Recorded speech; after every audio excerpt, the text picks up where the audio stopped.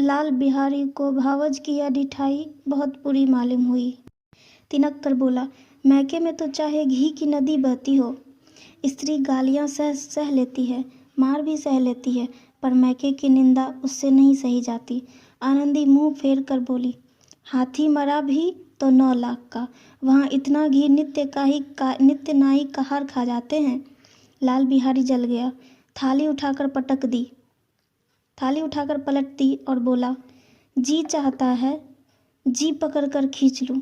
आनंद को भी क्रोध आ गया, मुंह लाल हो गया। बोली, वह होते तो आज इसका मजा चखाते।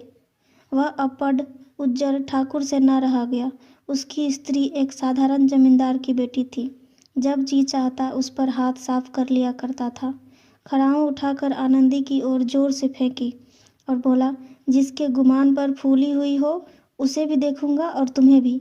आनंदी ने हाथ से खड़ाऊं रोकी, सिर बच गया, पर उंगली में बड़ी चोट आई।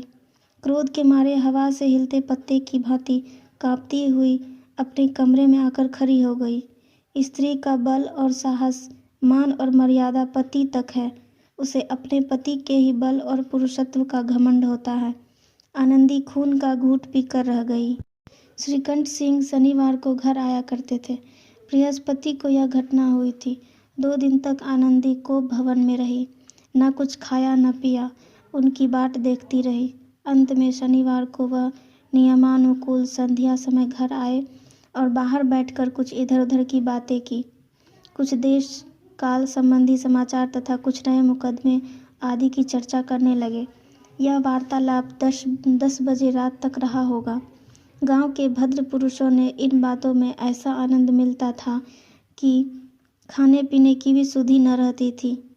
श्रीकंठ को पिंड छुड़ाना मुश्किल हो जाता था। ये 2-3 घंटे आनंदी ने बड़े कष्ट से काटे।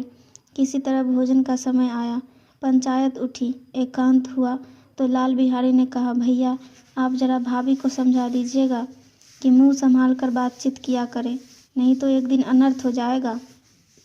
बेनी माधव सिंह ने बेटे की ओर से साक्षी दी। हाँ, बहू बेटियों का यह स्वभाव अच्छा नहीं कि मर्दों के मुंह लगे। लाल बिहारी, वह बड़े घर की बेटी है तो हम भी कोई कुर्मी कहार नहीं है। श्रीकंठ ने चिंतित स्वर से पूछा, आखिर बात क्या हुई? लाल बिहारी ने कहा, कुछ भी नहीं, यूं ही आप उलझ पड़ी। मैके के सामने हम लोगों को तो कुछ समझती ही नहीं। श्रीकंठ खा पीकर आनंदी के पास गए। वह भरी बैठी थी। यह हजरत भी कुछ ठीके थे। आनंदी ने पूछा, चित्त तो प्रसन्न है? श्रीकंठ बोले, बहुत प्रसन्न है, पर तुमने आजकल घर में यह क्या उपद्रव मचा रखा है? आनंदी की त्योरियां बल पड़ गए। झुंझलाहट के मारे बदन में ज्वाला सी दहक उठी। बोली, जिसने तुमसे यह आग लगाई है उसे पाऊं तो मुंह झुलस दूं। श्रीकंठ, इतनी गर्म क्यों होती हो? बात तो कहो। आनंदी, क्या कहूँ, यह मेरे भाग्य का फेर है, नहीं तो गवार छोकरा जिसको चपरासीगिरी करने का भी शऊर नहीं, मुझे खड़ाऊं से मार कर यो ना करता। श्रीकंठ, सब हाल साफ साफ कहो तो मालूम हो, मुझे तो कुछ पता नहीं। आनंदी, परसों तुम्हारे लाडले भाई ने मुझसे मांस पकाने को कहा। घी हांडी में पाव भर से अधिक ना था, वह सब मैंने मांस में डाल दिया। जब खाने बैठा तो कहने लगा, दाल में घी क्यों नहीं है? बस इसी पर मेरे मैके को बुरा भला कहने लगा। मुझसे ना रहा गया। मैंने कहा कि वहाँ इतना घी तो नाई कहार खा जाते हैं और किसी को जान भी नहीं पड़ता। बस इतनी सी बात पर इस अन्यायी ने मुझ पर खड़ाऊं फेंक मारी। यदि हाथ से ना रोक लूँ तो सिर फट जाए। उसी से पूछो मैंने जो कहा है वह सच है या झूठ। श्रीकंठ की आंखें लाल हो गई। बोले, यहाँ तक हो गया इस छोकरे का यह साहस? आनंदी स्त्रियों के स्वभाव अनुसार रोने लगी, क्योंकि आंसू उनकी पलकों पर रहते हैं। श्रीकंठ बड़े धैर्यवान और शांत पुरुष थे।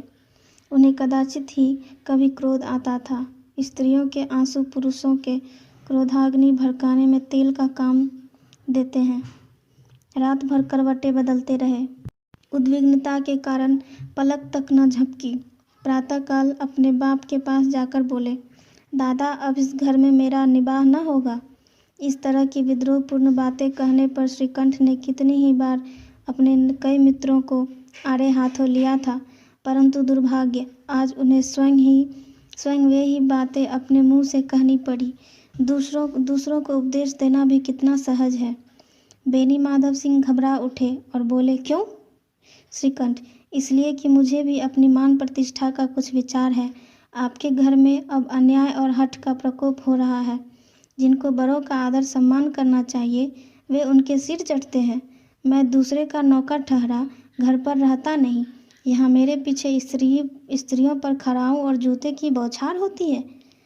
कड़ी बात तक चिंता नहीं, कोई एक की दो कह ले वहाँ तक मैं सह लेता हूँ, परंतु यह कदापि नहीं हो सकता कि मेरे ऊपर लात घूंसे पड़े और मैं दम न मारूं। बेनी माधव सिंह कुछ जवाब न दे सके। श्रीकंठ सदैव उनका आदर करते थे। उनके ऐसे तेवर देखकर बूढ़ा ठाकुर अवाक रह गया। केवल इतना ही बोला, बेटा, तुम बुद्धिमान होकर ऐसी बातें क्यों करते हो? स्त्रियां इस तरह घर का नाश कर देती हैं, उनको बहुत सिर चढ़ाना अच्छा नहीं।